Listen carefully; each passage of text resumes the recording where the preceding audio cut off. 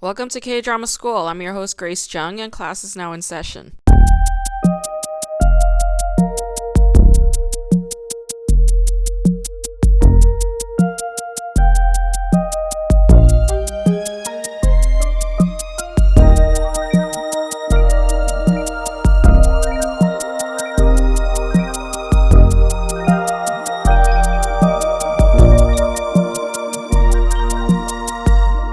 Watching this on YouTube, then you know that I am not in my regular studio. The audio is probably also not ideal. I am currently in Queens, New York. I'm cat sitting for my friend Miao Wang, who's a very talented filmmaker. She made two beautiful movies. One is called Beijing Taxi. The other is called Mainland. I really strongly recommend both films.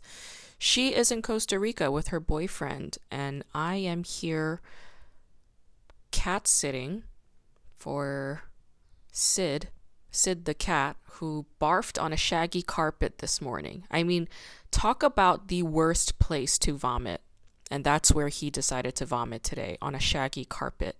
There's no way in hell you can clean that up. You have to throw away that carpet, and you have to get a whole new shaggy carpet. Why even have a shaggy carpet if you have a pet? I mean, there's no way you're going to get all those. I'm not even going to go into it. It's just too disgusting. But I love her apartment. It's really beautiful. She moved to Jackson Heights, left Brooklyn, came to Queens, bought a car. I mean, she's living the middle-aged New Yorker's dream, right? It's a bit of a kismet that I am currently in Queens because my film was picture locked as of last Tuesday, and I brought my... Sorry, that's the cat. Sid, go away. Go away. I sent the audio to my sound mixer. I brought the hard drive to the colorist, who is actually based in Queens. And, you know, I'm very proud to say that everybody who worked on my film are women of color. And the majority of them just so happen to be Asian women. So I'm very proud of that. I think that's something that I want to celebrate. And I'm also proud of myself for making this movie. You know, it's AAPI Heritage Month, and the film that I made is about a Japanese American emigre and a small business owner. He was born in the 1920s. He's owned his own auto shop since the 1960s. He's been working at that auto shop since the 1940s. He is a remarkable subject, and I had such a great time interviewing him and making this movie. And the film is it's a short film, and it only took me 5 years to make. So there you go. For all you future documentarians, it is going to be a long and arduous journey. You will not get funding. You will not get a great deal of support because we live in America. But you know what? At the end of the day, it's your movie. It's something for you to be proud of. And I'm here in Queens celebrating Picture Lock, celebrating the fact that I handed in my dissertation, and doing comedy. I haven't done a whole lot of resting the last couple of months. I realize that I've been working every single day nonstop, and you know, the work is still piling on. Like today, Sunday, it's Mother's Day. Oh, happy Mother's Day to all you listeners who happen to be mothers. For the rest of you, for the people who probably have issues with their mothers, I can tell you right now that I understand how you feel. A friend of mine, Marnie Lifton, she's a comedian. She's also a very talented writer. She published a really lovely essay the other day. I think it's called like the Bad Moms Club or something like that. And it's basically, it's a short essay about her relationship, her contentious relationship with her mother. And, you know, it's a very honest, raw, open essay about the complicated feelings and struggles that a person has as a child when they don't have a good relationship with their mother or a non-existent relationship with their mother, right? It's a very difficult choice to make, to have to take distance with your own parent, right? And that's a feeling I genuinely understand. And for all of you who feel uncomfortable by these kinds of days like Mother's Day and Father's Day, I'll let you know right now that I understand how you feel. And there is no pressure at all for you to ever have to force reconciliation when you are not ready, or if you never ever want to, right? I mean, that's, you have your reasons and those reasons are valid. So I want to recognize and uplift those people who happen to have made the difficult choice to take distance from their family members. It's a very hard thing to live with, I think, in our society that's constantly pressuring us to have a nuclear family kind of existence. Moving on from that, the show that I'm going to talk about today is called Personal Taste. It is a 2010 MBC drama. It stars Lee Min-ho and Son Ye-jin, and it's a very strange kind of show. So Lee Min-ho is this architect. He's a straight cis male, but Son Ye-jin, who plays a woman named Ke-in, which I suppose it's this kind of play on words of some sort with her name to suggest the gayness or the LGBT theme of the show. It's very shallow and bizarre. But Ke-in is the woman played by Son Ye-jin. She's a female protagonist, and she is, I don't know, she somehow suspects that Lee Min-ho is gay. Like, she overhears Lee Min-ho having a struggling conversation with another man in the other room, and she assumes that they're having sex, and then she just thinks that they're gay. But Lee Min-ho doesn't correct her. He never corrects her and says, I am not gay. He just kind of plays along with it. And actually, there is a gay character in this show. He happens to be a very wealthy man, but a closet gay. When he overhears that the Lee Min-ho character might be a gay man, he decides to open up and, share his feelings for him. And then Lee Min-ho makes this very difficult decision again to whether, is he going to play along with it, or is he going to correct them and say, I'm not gay, I'm sorry for misleading you. So in terms of LGBTQIA thematics, there is something going on this show, but would I say that this is the ideal portrayal of queerness? Not necessarily, right? I mean, there are problems there. But I do think that for a 2010 show, this was kind of leaning towards a progressive effort. Unfortunately, the ending is very hetero. The gay man does not get love, right? Lee Min-ho rejects him because he's not gay. And then somehow, for some weird reason, the gay man who was rejected decides to help Son Ye-jin's character, Ke-in, how to get the love of this other man, of Lee Min-ho, the man that he has a crush on. It's like, why would he do that? He has no reason to do that, right? So in that regard, you see the problems with a straight person writing this kind of script, or not even, maybe they're not even straight, who knows, maybe they are gay, but it's like, it's not helping the gay cause if you deny the gay character of any love, right? I mean, that just happens to be the trope, that happens to be the pattern in television programs or movies that come from a place or an era where progressiveness in regards to LGBTQIA is not fully there. So I'll just say that it's not necessarily good, nor is it necessarily bad. I will just say it's kind of a lukewarm, progressive leaning kind of show, but it doesn't necessarily do a great deal for the LGBTQIA cause.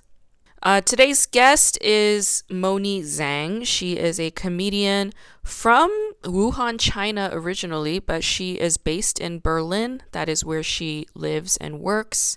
That is where she performs comedy. She is the host of her own podcast called It's Mental, and she does some Clubhouse things. I don't know exactly what her clubhouse situation is like, but she does host clubhouse sort of rooms in regards to like mental illness and trauma and comedy and therapy. I had a really lovely time talking to Moni, and I think you'll enjoy our conversation as well. So let's get into it. Are you working right now? I heard like you were not working at the moment. Yeah, I'm not. I got depressed end of last year. So thanks to German healthcare, now I'm getting paid for taking a break. That's great. Yeah. Were you depressed because of just isolation and stuff?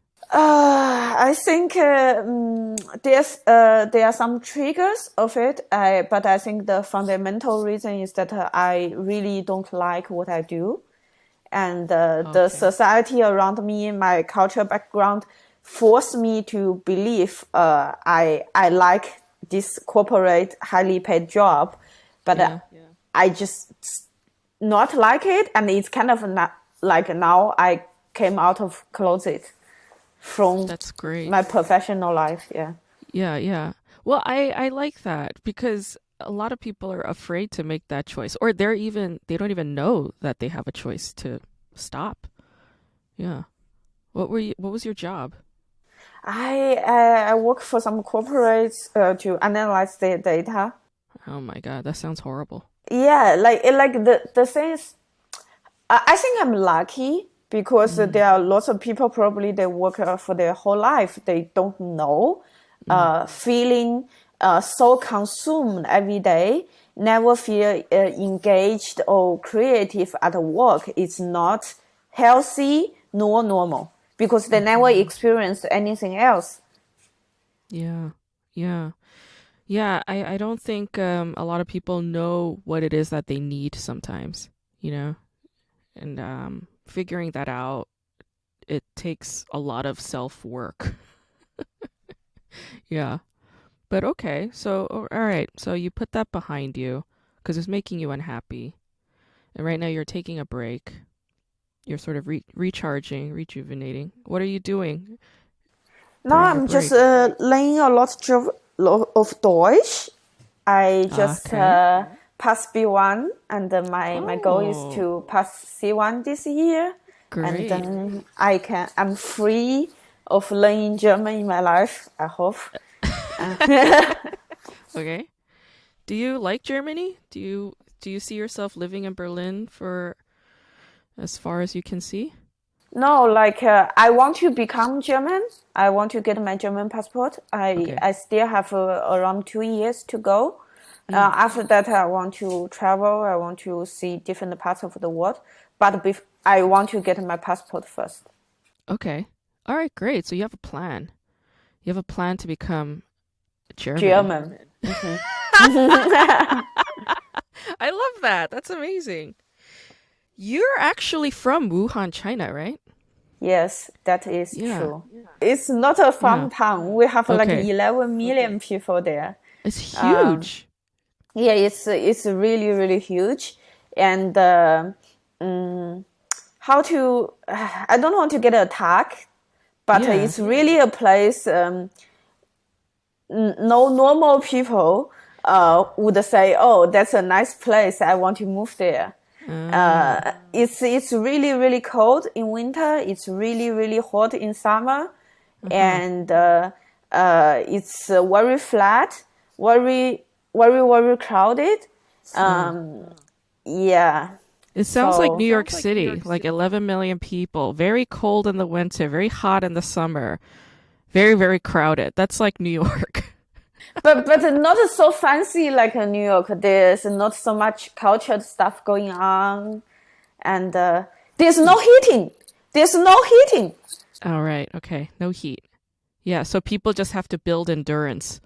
Yeah, in winter, like we know, sometimes we would go outside to get warmth. Yeah. Yeah, Yeah. because indoor is colder than outdoor.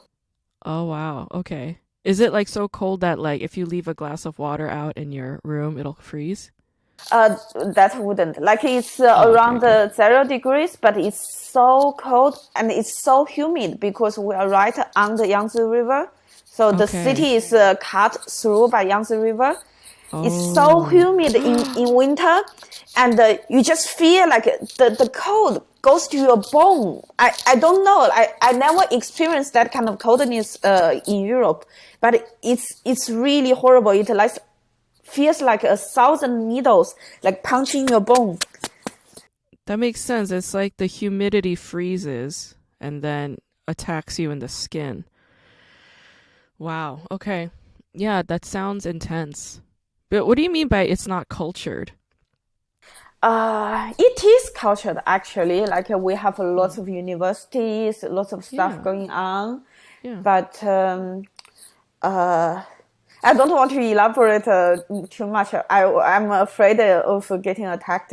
I think Wuhan is not has its good part, but people there are very grumpy. Like during cold, like our city is famous for people being rude and angry all the time. And Mm. during COVID, they locked people up for so long.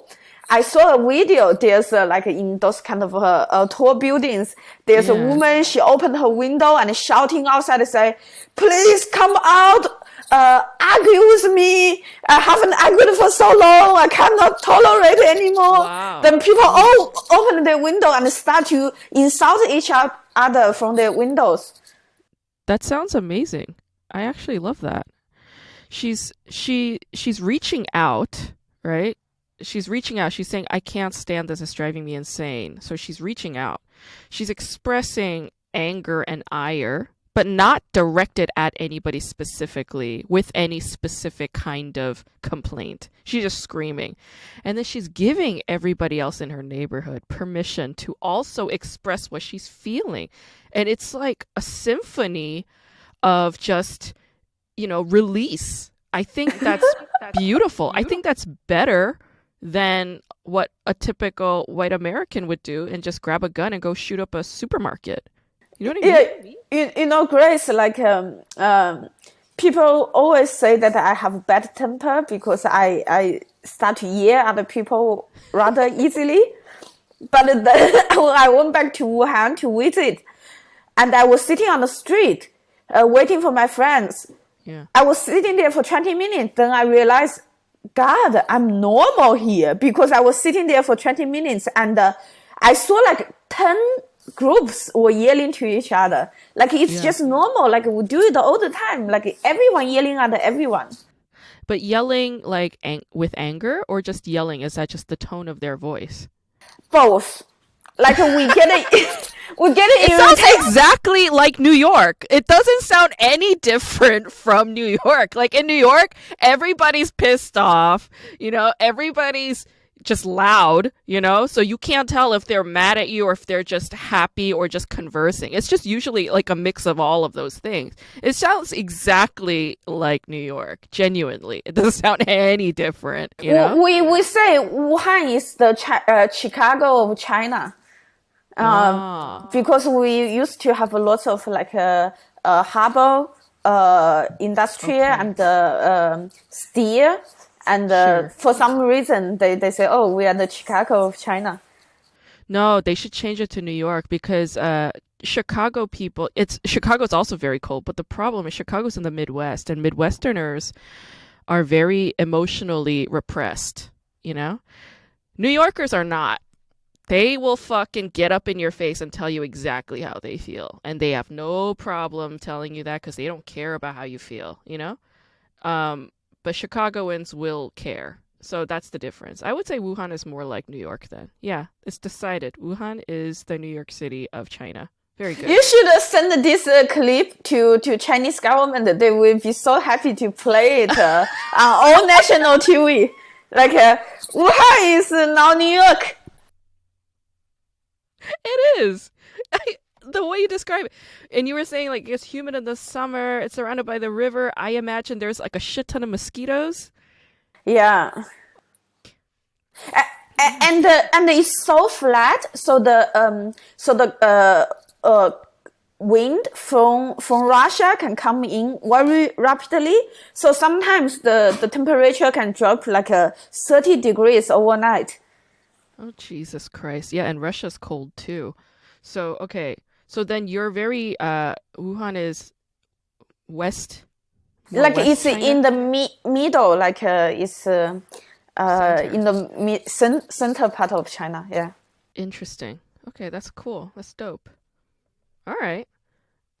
Yeah, from what you're describing, it doesn't sound like I need to visit because I already lived in New York for a very long time.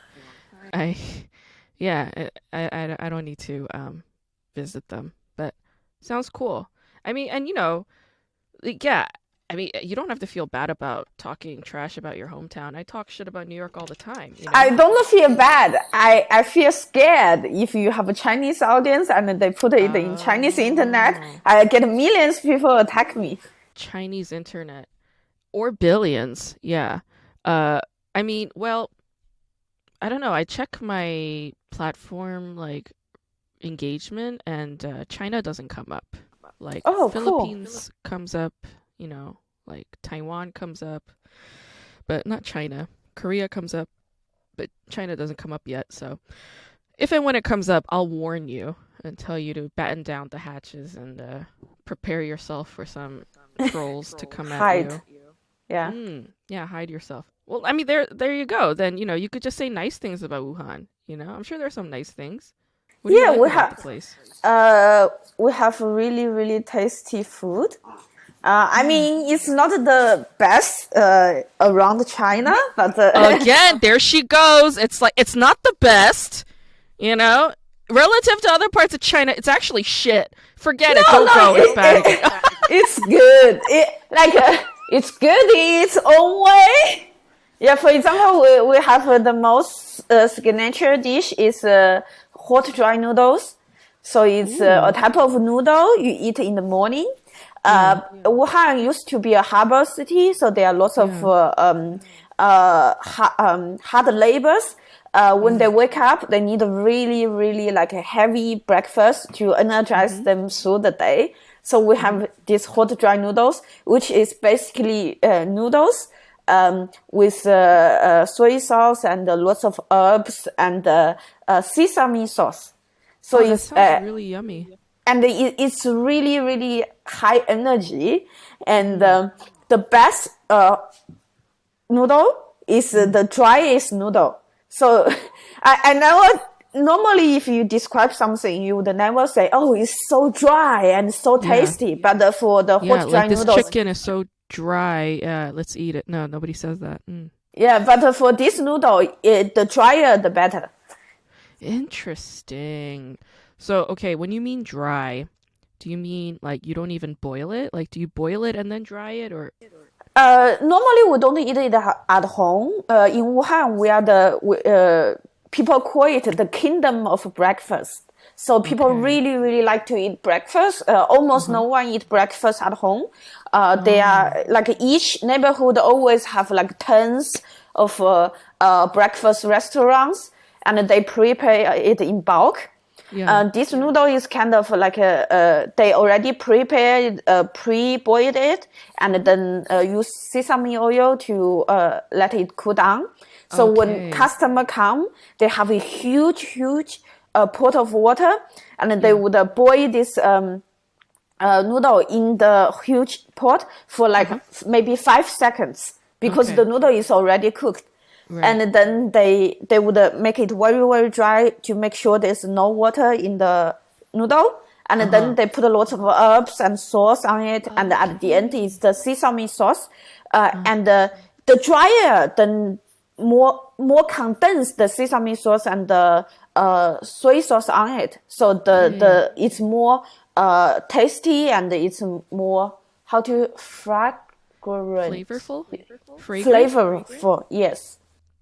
It sounds like it would be flavorful and fragrant. Yeah, because yeah, as you say, if there's no Yeah, broth it's or really amazing. yeah, then you just and like um in like with the Chinese soy sauces, you have like that extra dark soy sauce, right? That's got like full of flavor. Yeah, like yeah, I could see that happening. Like what kind of herbs go in there? Like I would assume cilantro is one thing or no? I think soy sauce Mm. and salt, pepper, and they have some like um, in-house secret, maybe some sauce with lots of herbs. They made some kind of Ah, juice okay. They in it, pre-made it. and Uh-huh. we have some pickled vegetable on top of it, and also sesame oil and spring onion. So Okay. it's really really simple, but also tastes really amazing. The noodle itself is also very texture. The texture is really good. What's the name of this noodle other than Hot dry noodles. hot dry noodles? Okay. How do you say it It's in 热干面. It's the Gamian? Okay. signature dish in Wuhan, and there's only Wuhan have it. That makes me want to go to Wuhan. Yeah. Just go there, sleep a night, have breakfast, and then leave. Like I would go to Wuhan for that. But you know, like if you talk about any Chinese city or Chinese town, they Mm. always have a signature dish. Of course. Yeah. I mean, dude, like the Chinese like are I would say the Chinese are the most advanced when it comes to cuisine, you know? Like they're just so fucking good. That's why the Italians had to steal everything, you know? Um but yeah, I saw like this was like maybe I don't know, almost 15 years ago. So I don't know if it's still true. But like 15 years ago they did a survey, like a world survey. It was like what country has the best cuisine and China came number 1. Like it was like everybody's most favorite Who food. was surveyed? I don't know, but I don't know. And I read this and I read this in South Korea. I was in Korea at the time when they were doing this. I'm surprised because actually I feel Chinese food is very underrated in Europe because like they all know Japanese food, they all know Korean food because like you the country is not so big, so they have some really famous dishes, so people can Yeah. easily associate the two. But China Yeah. is too big, so end up Mhm. no one really know what is Chinese food, and all they can think about are those fast food dishes, Mhm. but Mhm. they never know what is real good Chinese food. Yeah. I agree. Yeah, China's huge. Every region is vastly different from one another. And so their food and their livestock, their plants, those would also vary drastically. And if the animals and the plants vary drastically, then the flavors are going to vary drastically. The culture and the thinking will vary very drastically. So yeah, to you're right, to even call it Chinese food is absurd in a way because it's so enormous and the regions are so specific. Yeah. Yeah. Yeah, and yeah, it's like saying European food. It's like what is that? European food as in like, French food or German food because that's very different, right?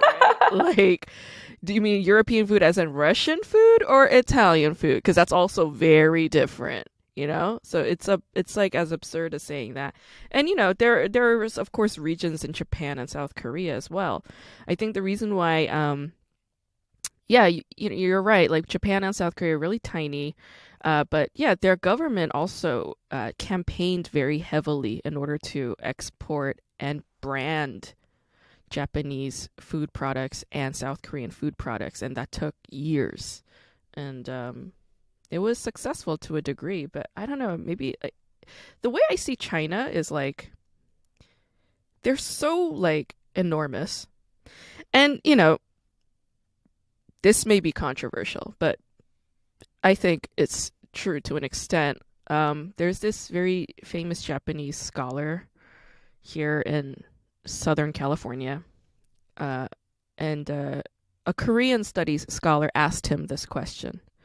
He asked him, "What do you think, or what do you make of the fact that Japan found like ancient artifacts that have like Korean on them? Like they found ancient Korean artifacts in Japanese soil." And then when they found it, they just covered it right back up because they didn't want to admit that they're actually Korean, right? And then the Japanese scholar was like, well, all of Japan is essentially Korea, and all of Korea is essentially China.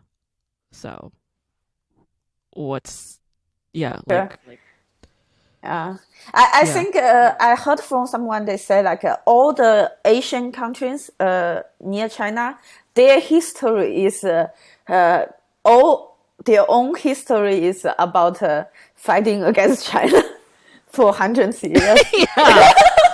Exactly.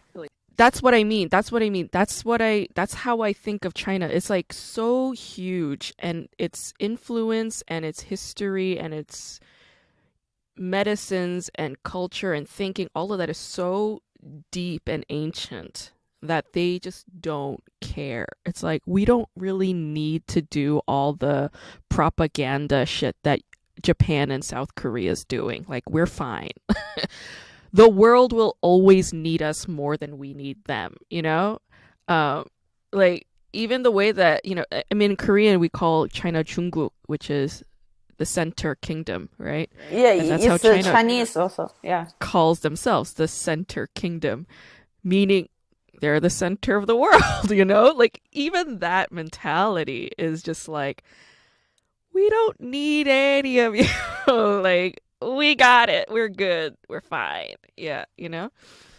And yeah, and then the rest of the country is always reacting. Hence, it's called sinophobia here, like in English, sino meaning China, phobia meaning fear, so sinophobia. And like that phobia goes back centuries in America. And America is only like what? Like it's only a few centuries years old. It's very, very young as a country, but like, the Chinese built this country in the 1800s, like they built the railroads. They, were part of these industries that white people didn't want to do. They were the Mexicans of the early American industrial period, So, yeah, that fear and phobia and that propaganda, that racism is like very deeply embedded in American society. And I think that's why these kinds of violent hate crimes keep happening. The difference, though, is it goes back to how China, like how I conceive it. They're so laid back and cool that like they don't need to say anything. So it's like, yeah, okay, everybody's racist and attacking us, but we don't really need to say anything.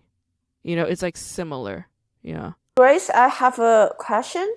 Like Mm, being living in the US, do mm, you feel when you see Chinese people, do you mm. like subconsciously do you feel they are Asian, I'm Asian, I want to be close to them, or you feel no, we are different, I don't want to be associated with them? It's a little complicated for me because I'm Korean American, but I was born in Korea. So I'm also an immigrant. So it varies, Because you know how like Koreans can be very anti-Chinese? Probably know this, right? And it's out of insecurity, right? Like Korea's always been insecure towards China to an extent. Um, so yeah, some of the anti-Chinese sentiment is in me because I was raised by Koreans. But when I'm here as an Asian American, when I see Chinese Americans, I feel solidarity with them, especially at moments of crisis or moments of rupture politically in our landscape. Then I feel a great solidarity and closeness with them. Um, but at the same time, I do acknowledge ethnic difference. So they're Chinese American, I'm Korean American. We still have very, very different experiences in other aspects, considering our national roots and all those things. So yeah, it's both. I would say it's both. But I don't feel like hatred for the Chinese, if that makes sense. Yeah. I think before I came to Europe, I Mm, never went abroad before, and mm, how to say it in a safe way. Like Asians, we are all educated in a way that our country is the best, and we hate mm-hmm, other Asian countries, and we are mm-hmm, more superior than other Asian countries, mm-hmm. and Yeah. um, we are each Asian country they tell their own version, And Yeah. so for me, I always feel a little bit this competitive feeling to other Asians. But then I came to Europe, I realized, oh, we are not that different. We are all Asians. But when we were in Asia, we only see the difference. But once now we come out, I realize we are way more similar than we are different. And then I feel surprisingly now I'm out of that environment. I feel so much closer to other Asian people. I think that's definitely true. Once we leave the nation, then those ethnic boundaries sort of dissipate, and I think it happens because of the otherization that the Europeans put on us. You know what I mean? So it doesn't just happen like because we're Asian, but I think it happens because we have the white European gaze looking at us at all times and conflating us, you know, making us seem as if we're all the same. And so it's like, okay, all right, let me go and talk to them then, like I'm sure you've seen, or heard things like, oh, maybe you know her just because she's Asian. It's like, maybe you know so and so, you know what I mean? Or like just assuming. Yeah. I think that's one part, but you also see people talk, even the other person is American, then when they say, oh, I have an American friend, maybe you know them. So I think maybe it's not a race thing, it's just people are stupid in their mind. It's a simplicity thing. Yeah. It's a categorization thing. I agree. It happens in both directions. Yeah. But one must always keep this in mind. It's like, even though China considers itself the center kingdom, there's this thing called white hegemony, meaning white is the dominant, brute militarized force in the world, the most violent and the one that colonizes the most. And therefore, when a white person is complaining about feeling like, I don't know, I'm rolling my eyes here, but like suppressed when they're in Asia versus an Asian woman saying she feels suppressed when she's in Europe or America. It is so fucking different, like the difference there is like miles and miles and miles. If you just take into consideration what white hegemony and colonization is versus, I don't know, the things that Japan did.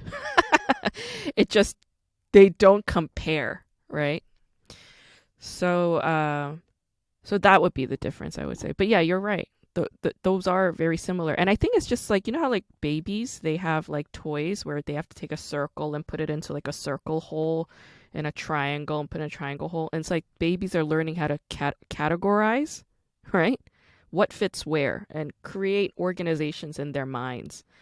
And that's what we do as adults, but with people. Oh, you kind of look like Grace. Are you Grace? And you're like, no, I'm Moni. It's like, are you sure? Because you look like her. It's like, I look nothing like Grace. Like, we're different heights. We're from different countries. We talk differently. We're nothing alike. No, you guys are alike. You're the same person in my head. Like, that's what's happening, And yeah, it's... I'm not too mad about this because, as you know, my boyfriend is French. There were quite a few times when we traveling with his family, I was holding his father's hand or cuddling his brother because I really mistaken them. And I mean, I do feel white people look alike, so I don't think it's a racist thing. It's just it's harder to you to differentiate. It's not. It's just categorization. Yeah. Oh my God, you held your boyfriend's father's hand? Oh my Lord. Did it feel the same? Did his hand feel the same as your boyfriend? After like 3 minutes, I found out it's not him. 3 minutes? And he just let you hold his hand? He didn't feel uncomfortable? He's like, I don't know what's going on. Oh my God. And wait, like his dad, he wasn't embarrassed or anything? He was just like, okay, I guess this is happening?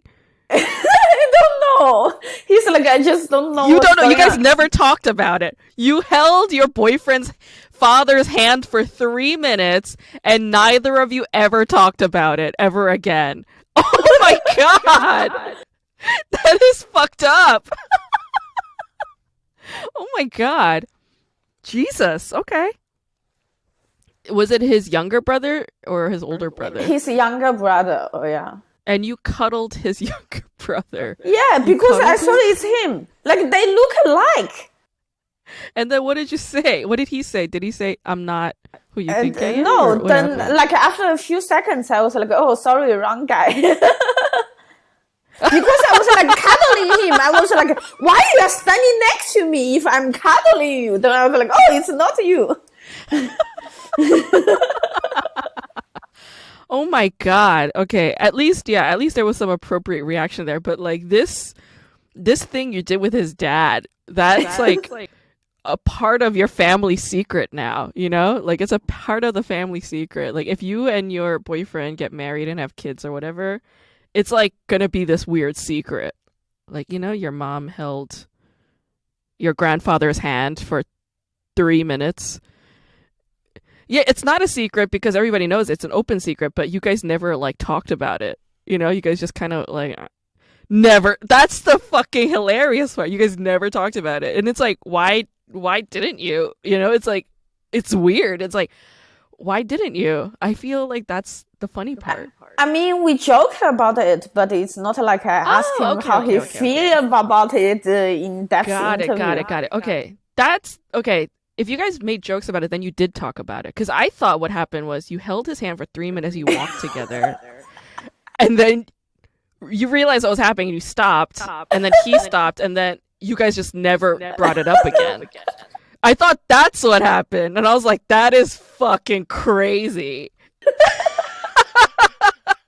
I wish that's what had happened. That's funnier. Yeah. Okay. Okay, I will say that version in the future. Yeah, in the future, yeah. You know what? Maybe do it again. Like hold his hand again for 3 minutes, and then just like don't talk about it. You know, just like never ever bring it up. It's fucking funny. Okay. Tell me about your acid trip. You said you took LSD recently and had a trip. Like, I want to know. Oh, that was amazing. Like, I had this trouble from work. I couldn't process. So the first 2-3 months, like I have mental breakdown almost every week. Then I slowly feel better. I read this book called Lost Connections by Johan Hari. Okay. It's a book about depression and anxiety.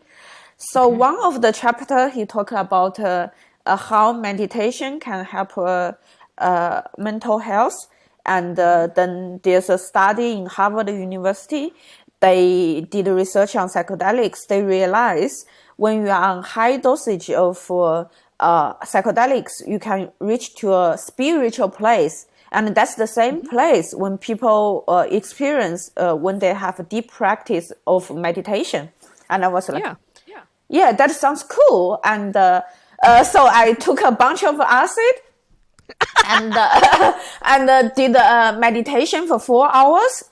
Afterwards, I just wake up feeling like all those ego melting down and things bothering me all went away. And I feel like all those negative voice, people talking about me, I suddenly realized they are all voice in my own mind I projected on others. So it was so refreshing. It was amazing. But the second half of the trip, for some reason, I have extreme nauseous. And then I was like, I cannot meditate anymore. What can I do? So I decided to watch Frozen. And in the middle of the movie, I feel so sick. I had to go to a bathroom, took a diarrhea, and then I flushed the toilet. Then I want to puke. I was puking on my bathroom, and in the middle of it, I was like, ah! Then I start to shout in the house. I was like, I'm beautiful. I'm a woman. I love myself. Amazing. Frozen is an amazing movie. I'm beautiful. And Yeah. and suddenly I feel I'm touched by God. Like, but it's not the Jesus God. It's like the creator within me. I realize original. Yeah, The spiritual being. Yeah. Yes, because I realize even I'm puking my stomach out in my bathroom, feeling so horrible, but all my mind can feel is extreme happiness from the amazing art like Frozen. Like I realize God give us the ability to create, and this product can make people so happy that it detach them from the physical pain, and which is so amazing. And then I realized the fact I'm puking on my bathroom, shouting Frozen is an amazing movie. It's so funny. And then I realized, oh my God, the God is within me. He gives me the ability to create. Now, even I'm puking, I'm creating something funny for others. Then I realized, oh my God, I'm a princess. Yeah, that's the story. Wow. Okay, that's amazing. Yeah. So when you were going through, first of all, yes, what you're saying is true. With psychedelic substances like mushrooms and like LSD, a certain, I mean, I don't know, this is also debated. Like, I don't know if you read people like Terence McKenna or some of these, like, these are some, these are like botanists, like plant scientists in America in the 60s. They were studying a lot of these things, and they were part of that hippie movement.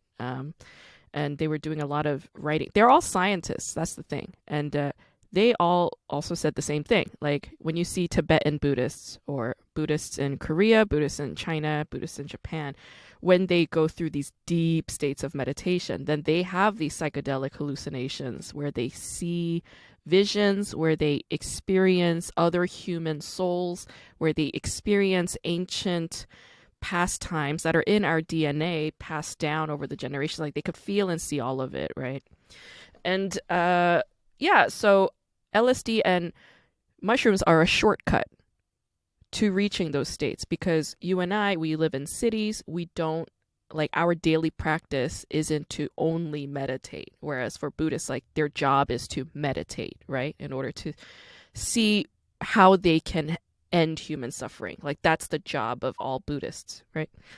So we don't have all day and night to do that. I mean, I guess right now we do, but normally. And also we live in a city, right? And like, you know, there are all these like things that get in the way if you live in a city. So these substances help us do that, attain so-called nirvana or attain so-called enlightenment, but very temporarily, of course, for those whatever hours that you're tripping. And so let me ask you, when you were on this, let's put a medicinal dose, because you said you took a high dosage than you normally do on this so-called party dose. You took a medicinal dose in order to attain this for a breakthrough, a mental, psychological breakthrough, because you were in a rut. When you were feeling the ego dissolution, right? Because I'm sure you felt it, the ego disappearing, or feeling mass confusion, like all the boundaries have dissolved and you can't tell apart the wall from your fingernail, from the sky, from your memories, from tomorrow. You can't tell these things apart. Like, did something like this happen? Like, what was that particular experience like, if you remember? It feels like the wall has tore down. Like suddenly it become like I believe that everyone hated me at work for Really? months. And Wow. then suddenly I woke up after I did the meditation. I woke up and I told my boyfriend, I said, I realized no one hates me. Yeah. Yeah, and it's my own projection. And I realized Yeah. there's no reason for anyone hate me. Yes. Yeah. And how freeing that is. Yeah. You didn't feel like panic at any point when you felt these walls falling down or tearing down in your mind? No, this is not my first acid trip. Actually, acid has helped me on my mental health tremendously. If you know, like 4 years ago, 3 years ago, I had a big depression. At that time, I was suicidal, and after I start to take antidepressant, feeling a little bit better. Then I have a guide. I have a friend who really understands psychedelics. He helped me to did a huge trip. I took like a 4 times normal dosage, and had a really really deep trip. I talk with my own consciousness. Then I woke up. I feel like it's my first time. My eyes has opened, and Yes. I just become a different person. Yes. I understand. Okay. So during that first trip, you didn't feel like confusion or panic at any point? Well, I guess you had a trip sitter with you. He was there Yeah, to I had guide a you. trip sitter. I just feel like so loved. I feel like lots of deeper issue. I've been able to talk about it, and it's the first time I see so many beauties in life. I feel like I grew up extremely poor, and we were so focused on like surviving. I just never had my attention on in beauties in life. And In then that Wuhan. was, yeah, and that was the first time I realized, wow, everything around me, there are so many beautiful things. Yes. And lovable things. Yeah. Did you ever find yourself feeling like self love, where you said confidently, like, because I remember when you were barfing and watching Frozen, you were like, oh, I'm beautiful. I'm a woman. But what about I'm lovable? I think this took me a long time to learn. I think how that was also a learning I had on the acid trip. I think maybe around 2 years ago. Yeah. I also had a deep trip, and I tried meditation that time too. And I was just listening to some really like healing music. And I remember afterwards, I went to talk with my therapist. I told her it's the first time I feel like the whole universe loves me, and I feel I'm accepted by the universe, because how I was brought up, like you know how Asian parents function, and Yeah. Especially with they daughters. yes, like they beat us down so much. I just never had a chance to know how to appreciate myself. And I think acid and comedy, they each other helped me a lot, because Yeah. with comedy I get so many like so much confidence. Yes. Then acid helped me to put my ego down. Yeah. That's sort of this very funny dance with comedy and psychedelics, is that psychedelics makes your ego dissolve, but comedy is about boosting your ego, you know? Uh, but if you find the right balance of it, then it's like it works well. But sometimes like it is conflicting for me, you know, because they are in conflict. I think there are two things. One is confidence, is ego. One is ego. So when you comedy is a craft. When your craft is getting better and better, you get confident. But you also, in one case, you also can just become egotish, like, oh, I'm the best, while your craft is not getting better. Yeah, So yeah. Okay, I understand. Okay, yeah. Um, the through line that I find with people who meditate deeply, so Buddhists primarily, Buddhists, people who are into psychedelics, okay, and I don't mean drug addicts, okay, I don't mean people who drink and do crack. I don't drink alcohol anymore. Like I stopped drinking alcohol in December. I don't need it anymore. I'm like, this is like the worst thing for me. I don't need it. And I was afraid of quitting alcohol. I said to myself, like, Grace, you're gonna stop drinking alcohol at age 40. I'm not 40 yet, and I just stopped drinking. I was like, I don't need it, you know. But I do smoke weed, and I do very occasionally, like maybe twice a year, three times maximum, I'll do a psychedelic trip for medicinal purposes, for my spiritual purpose, and for my emotional and mental health and physical health. Because usually after I do them, I become more like health conscious, like about food and trying not to eat meat and things like that. The through line that I see with Buddhists, psychedelic people, and artists, and people who do academia, scholars, yeah, they all say the same thing. It's like you have a choice always, and there's no greater way to express your choice than art, because every time you put a brush on a canvas, that's a choice you make. Every time we do a set on stage, those are our very deliberate choices that we're exercising and living an experience and getting a reaction. And, with Buddhists too, like a lot of them draw, right? A lot of them pursue art in some way, but they're like a little bit more advanced than we are because they're Buddhists, right? So it's like they make art and then they make it disappear, right?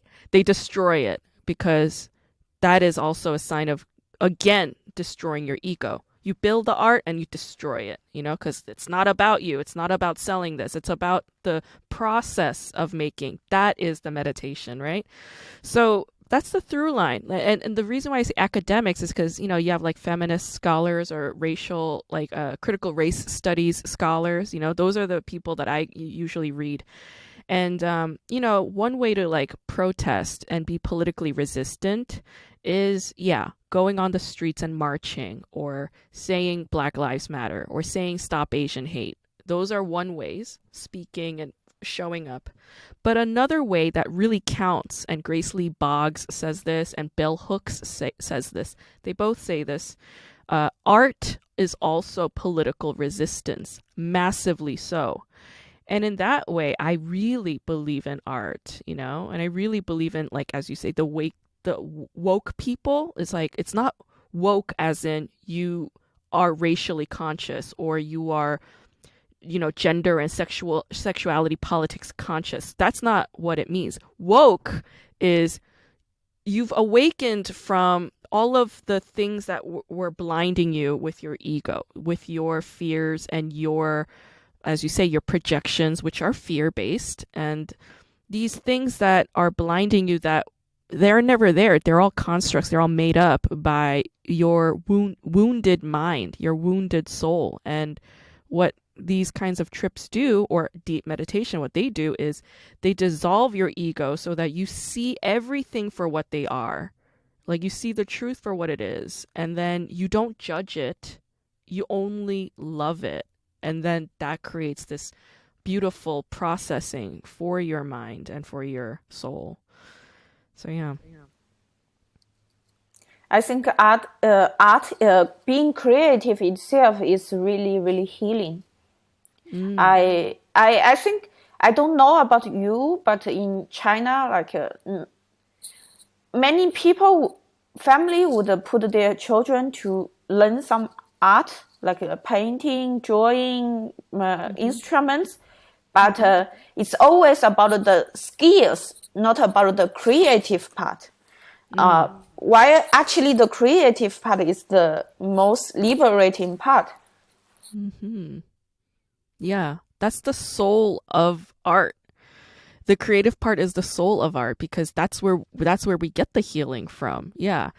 Like when I paint, and I'm sure I know you paint, so I'm sure you feel the same way. When I'm painting something, I'm processing something in my mind. Sometimes it's good stuff, I'm just kind of thinking thoughts, but other times it's something really horrible and negative, like projections, like feeling like a loser in high school, feeling like a loser, feeling like a failure, and I'm processing those as I'm painting. But once the painting's done, those thoughts are also done. I processed it. It's done. It's not a part of me anymore. And so now I can move on to the next thing. It helps us carry forward in life. Yeah. So let me ask you this. Do you believe in reincarnation? I don't. Really? N- Why not? No. I was raised up atheist way, Atheist? and Yeah. Uh-huh. yeah, and I never believed in anything spiritual. Since I'm touched by God, now I believe in God, but not Yeah. a reincarnation. Why you Interesting. believe it? Well, I believe it because I don't know. I don't feel like there's and I don't believe in reincarnation as in I will have my same exact consciousness when I am reborn. That's not how I believe in reincarnation. I believe in reincarnation as in like, my DNA will always be carried on in some way, in some other form into the future. That's how I believe, you know? It's like, like when you bury somebody and then that person becomes dirt and fungus and then grass and then an animal eats it and blah blah blah. Kind of like a Lion King kind of way, circle of life kind of way. That's how I believe in reincarnation. I think I don't believe it also because I don't want to believe it. I think this life I have, like I have been through too much, and it was really, really painful. Like when it Yeah. ends, I really want it to end. Yeah. Interesting. You still feel this way? I think now I have quite a good life, Yeah. but we are what how do you say? We all have past, and I don't think I can detach from my past, and it's a I constant see. source of pain. And I don't. I think for the rest of my life, I need to process it, and Okay. I don't complain. I think my life is quite good now, but I really Mm-hmm. hope when it ends, I just want it to end. I don't want to have Yeah. anything afterwards. Yeah, I understand that.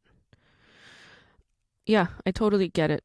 I also have past baggage. Of course, like right after these highs, when we come out of it, we're like, yeah, I feel like I can call my parents right now, But it's like once the dust settles, you realize like, no, I'm not gonna do that, and I have my reasons, right? But I don't know. I went through a very intense mushroom trip 3 weeks ago, and this was different from any other trip I've had. And I've done LSD and mushrooms in the past. This was very, very, very different. As in, I felt lost. I felt like I was, have you seen like movies like, I don't know, like Interstellar and like the Sandra Bullock movie when she gets lost out in space? Felt like that. Felt like I was out in space and somebody cut the cord and I'm like drifting off. Well, In a were way, you? it's I was up in the mountains here in Southern California in Big Bear. Were you? My friend Were and I. you? Were you with anyone? Yeah, I had a friend with me, but she was going through her own trip in the other room. So when I was starting to feel like afraid, like panic, I called my shaman and he talked me through it, and that was very, very generous of him. He talked to me for 2 hours, but yeah, it was initially very scary because I didn't understand what was happening, you know? And he kept saying to me, this can be a very liberating space. You don't have to identify anything. Because what was happening was I forgot what everything was. I felt like an infant, you know? I was looking at things and I didn't understand what they were. Like a pillow. I was looking at a pillow and I was like, why is this thing echoing? It was like echoing colors. And I was like, what is this? I don't know what this is. You know? Why can't I identify it? I used to know what this was. I forgot my name. I forgot my identity. I forgot all the education that I acquired. Everything was gone. Just zip, ground zero. I couldn't even speak. I was barely able to express language. This was like another level. And he kept saying to me, you have a choice. And then I was like, why is he saying that? And I said, you're right. I have a choice not to feel like a victim to my family members. Like, because that was the thing that was driving me insane. And I would cry all the time in therapy and be like, why can't I figure this out? Why can't I forgive my parents? You know, why can't I forgive my family members? I know I have to forgive them. I feel this horrible pressure that I have to, right? Like we were raised in a Confucian culture. We feel like we have to be filial, but what if we can't forgive them? You know, we want to do it. We can't. And I always thought it was one door. I either forgive or I don't. It's like one door, right? But after this, it wasn't one door. It was 50 doors. And they were not even doors. They were all different things. You know, I had more options. And that's what he meant by choice. We have a choice in recreating our past in our present moment mind. You know, we have a choice not to go down the dark path and revisit those same walked paths over and over again, making those grooves deeper and deeper. We can try a different path here and see how from this angle, what do they look like? You know, so that's what he kept saying. And, you know, it's only been 3 weeks since that, so I'm still rebuilding, you know, I'm still coming out. But that was extremely useful, you know. And he asked me, he's like, what was your intention coming into this? And I was like, my intention is I want to know what love is. Like, I want to redefine the definition of what love meant to me up until this point in my life. And my lesson was, whenever there is arrogance, there is no love. There's no possibility of love. You know, like confidence is one thing, but confidence can very easily tip into arrogance at any point. And what is arrogance? What is sense of superiority? All it is an expression of inferiority, of insecurity. That's all that is. So if you, let's say you want to be bold, if you add love there, then it's no longer arrogance. It's no longer arrogance. So that was so healing for me because I had a hard time accepting myself and loving myself for being a strong Asian woman, you know? Like what you were doing, when you were barfing and screaming, I'm beautiful, I'm a woman, is like, for me, it was like, I had a hard time just accepting the fact that I am very masculine, you know? Like I like to exert and show that I'm powerful, that I'm strong.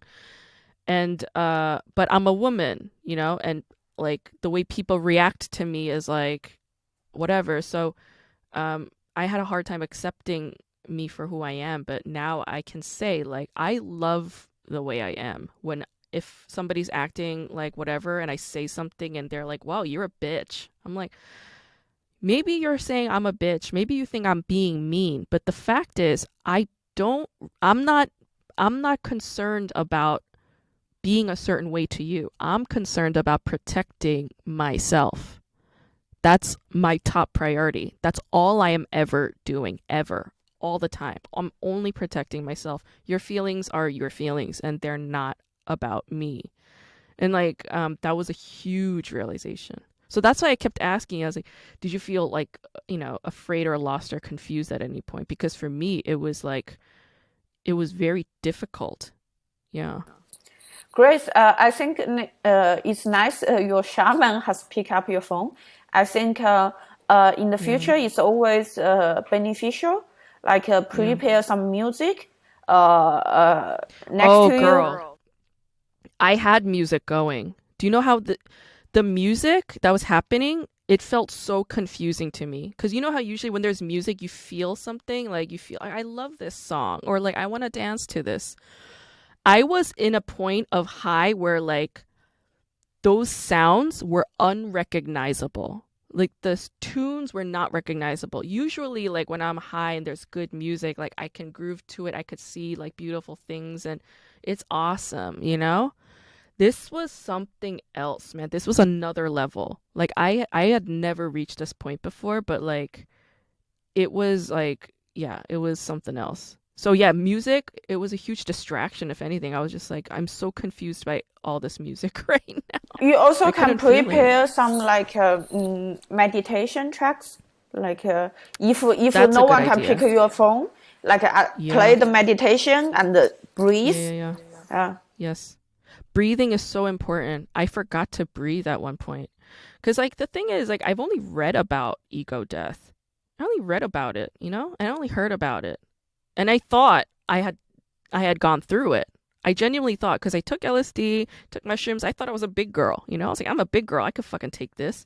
And the mushroom was like, oh, you think you're a big girl, huh? Let me show you what this is about. It fucking brought me to my goddamn knees. I was like, I am nothing. I am nothing. I'm zero. I'm zero. And I respect, everybody and everything way more than I ever did. You know what I mean? Like, I have no right to act like I know everything. I don't know shit.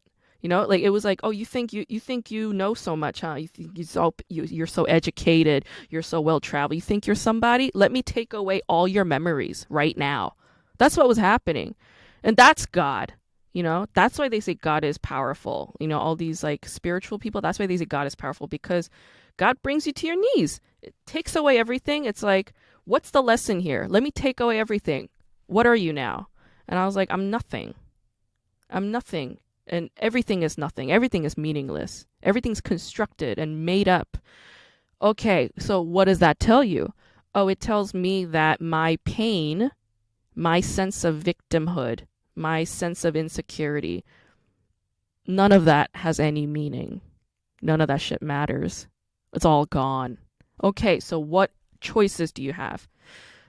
I will paint something later. Like, as soon as I'm able to move my hands again, I'm gonna go back and color in my notebook, So, yeah, it was like a powerful experience for me. Definitely a spiritual dose. Yeah, this wasn't fucking around. Like, whoa.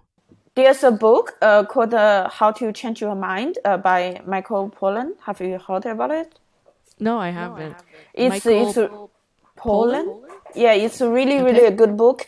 It's a journalist did his research and interview lots of psychedelic experts, researchers, scientists, and mushroom gurus. And you from this book you can learn lots of history about psychedelics. It's really fascinating. Yeah, I think the story you share with me is very similar to a breakthrough I had. So on the same acid trip I just talked about, I had a similar experience. Like I have a very complicated relationship with my mom. There's lots of hate and lots of love, all combined together. Like. How much she sacrificed for me, how much she supported me, how much she invested in me to make me have the ability to change my life, to have a good life in Europe. But the other way, how she beat me down all the time, she insulted me, she make me always think about the worst side of myself. All this kind of thing. It's really love and hate relationship, and. It's something I couldn't process for so long. Then after the acid trip, I was looking at my dog, and it's a stray dog I adopted from Macedonia. And the first day he came home, we went on a hike, and before we realized, he ate my boyfriend's poops. So it's a dog. He had such a bad life. He had to eat human poops to survive. And when he was found, he didn't. His mother wasn't around. There's only his brother. So like he had really a harsh life. But now he lives in my apartment, fancy apartment. Now, if I feed him the same dog food for a week, he would protest and he would destroy my house. And then I look at him. I was like, oh my God, you are a princess. And I was like, oh my God, he must believe everything is great. And then he believed it and it happened. And now he is really my princess. Then I realized, oh my God, I can make him a princess. That make me a queen.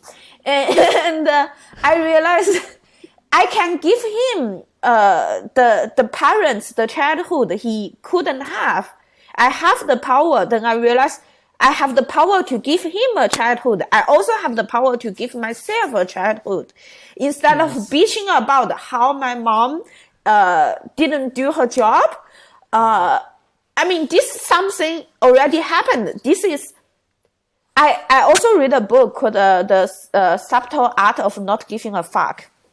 And in this book, he talks about we need to differentiate fault and responsibility. Like the fact that my mom didn't take good care of me, didn't give me confidence, is her fault. But who I am, how I feel now is my responsibility. I can't complain about her all the time, but the responsibility is on me to feel happy. Yes. So exactly. At that moment, I decided to forgive my mom and be my own parent and take care of myself. And beyond that, at that moment, I even realized that why my mom was a horrible mom is because her parents were horrible parents. And the fact that she couldn't give me a good childhood is because she didn't have a childhood. So I realized now I have money, I have financial means. I not only can reparent myself, I can also give my mom another childhood to fulfill the dreams, the things she couldn't do when she was a young girl. And how powerful is this? That is so powerful. That is so wonderful. Thanks for sharing that. I think to say you have the opportunity to give your mother a childhood is like particularly beautiful because the only way to heal from our own pain is to do the exact opposite of what people did to us to cause us pain, right? Like, let's say, people were not generous towards us. We had a need. There was a need for us to feel safe and a need for us to feel loved. And those were not they were not given to us as children. And we resent the people who did not give them to us when they were supposed to. And it's like, okay, are we going to stay stuck there? Right? Because I was stuck there. I'm to an extent still stuck there. But as you say, and I think that's very powerful, the responsibility is on the self to find the healing and to find the answer to this in order to, like what's the next part, right? That's really, really powerful. I appreciate that. Because I also ask this to a lot of people who are like feminists, I'm like, I see limitations to the Me Too movement because I think it's important to wake up, to say we're here and we're not going to be silent anymore. That's powerful. Okay. But everybody is angry and in pain. There's a lot of pain here. What do we do with that? And they don't have an answer. They just have more anger. And I'm like, that's not answering my question. And I didn't know the answer. I still don't know the answer to the big one, to the big, how do we heal all of this? But I do know the answer for myself, right? Even though I'm a survivor of sexual abuse, I know that I am not a victim to that. I'm not going to let it fuck up my day every single day. I'm not going to let it prevent me from having love in my life in the romantic sense, So, like, am I going to also let these ghosts, essentially they're ghosts from our childhood, am I going to let them haunt my dreams and my life every single moment? That being a choice. No, I'm not, right? And then if you express generosity to the people who hurt you, there's no greater cure and self-healing. And that's so hard. That step is so hard, Mm-hmm. I think for women suffering, it's not only like, the CEO is man. I think the rooted cause is how those mindset they impose on women, especially when they are tiny girl. My granddad, he only talked with me twice, I can remember. And every time when we are in the same place, he would talk with his male grandchildren, not talk with me. And I remember he told me, he said, Moni, you are so loud, you would never find a husband. I was 5 years old. 5 years old? And it's like, I was 5. Then he told me this sentence make me believe my whole purpose in life is to find a husband. And he smashed that dream at the next sentence. It's like, what do you want me to do? I'm 5. Yeah, did it at the same time. It's actually amazing that he gave you this dream and then smashed it at the same time. It's like handing a child a chocolate cake and then smashing it in front of the kid and then throwing it on the ground and then spitting in the kid's face and then walking away. Yeah. It's the same thing. It's actually I'm in awe. That's remarkable. I'm impressed. Yeah, a little girl raised by this, how can you expect her to have dreams, even want to be a CEO? Or self-respect. You know? How do you expect a young girl or a young woman to have any self-respect if you raise them like that? They're not going to have it. You know? They're not. It's not going to happen. All of it is connected. You know? All of it is connected. It's connected to the way our families raise us, the way that they've been raised by their families. It's connected to white soldiers coming to countries like Asian countries and philandering, you know,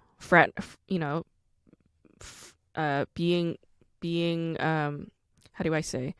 They're purchasing women's bodies, you know, condescendingly, you know, raping women's bodies. Like all of it is connected. None of it is distinct from one another. They're all connected. So in that sense, we have a bigger responsibility in that sense, because we know that all of our actions have consequences in some way. Yeah. Let me ask you some flashcard questions, because the show that I'm talking about on this episode is called Personal Taste. It's about a young woman who her father gave her this beautiful house. It's like a traditional Korean style house called a hanok. And she lives in it, but she runs out of, like, something happens. She gets scammed and loses all of her money, and she has to rent it out. She has to rent out a room. And a man moves in because he is an architect and he wants to look at the house. But she assumes that he's gay. He did something, she thought he was gay, and she keeps thinking that he's gay. So that's the premise of the show, okay? So let me ask you some flashcard questions. Let's say you're a woman named Kei-in, and you're a freelance furniture designer, and you have a rich boyfriend named Chang-yeol. But you find out that he's getting married to your friend and roommate, In-hee. All right? What do you do? I don't know what I do. I know what I want to do. I want to kill them both, but I don't. I don't think I will do this. And I think this is such typical Asian, like soap opera plot, that your boyfriend fall in love with your best friend. And in China, we say like there's no female friendship, because they will always try to take your boyfriend. So I think this is really shit, and I will try to imagine to kill them both, but but I won't do it, and probably I will just quit my job, move to another country, and forget everything happened, and never have an Asian female friend again. Okay, good. Okay, so let's say you're still the same lady. You're Kei-in, okay? You find out that another friend of yours took out a loan from loan sharks. You know those gangster people who like give out loans, but then they have a high interest rate and they'll come and kill you if you don't pay it back. Okay. Took out a loan from a loan shark, but he put your house up for sale as collateral. Okay? Now all these gangsters are coming after your house that your own father built for you. What do you do? Who put took the loan? A friend of yours. Why this girl? Shitty friends. Yeah, like no self-respect. No, what I do? I don't know what I do. Probably like staying alive is more important. Just give them the house and leave the country. I don't know. Like, don't make friends ever. Like, I have horrible taste in friends. Stop making friends. Yeah. Yeah. I mean, you can't expect anything else from an Asian woman who grew up with a shitty Asian family, you know? They don't know how to make good friends. They only make evil ones.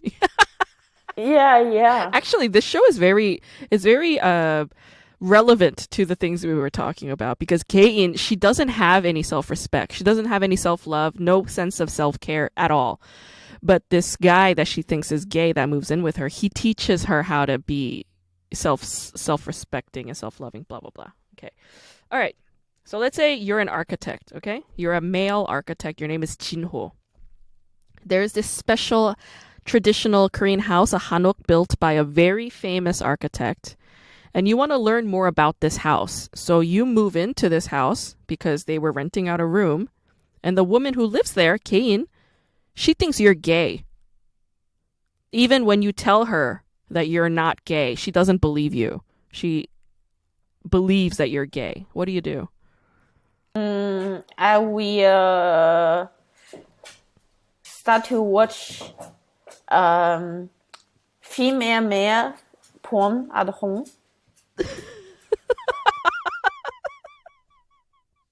Okay. Perfect answer. Okay, great. All right, awesome. Okay, so you're Jinho again, the same architect guy. Gain assumes you're gay, so you play along with it, all right? But a very rich investor named Do Bin, he has financial capital and support. He overhears your conversation, and now he thinks you're also gay.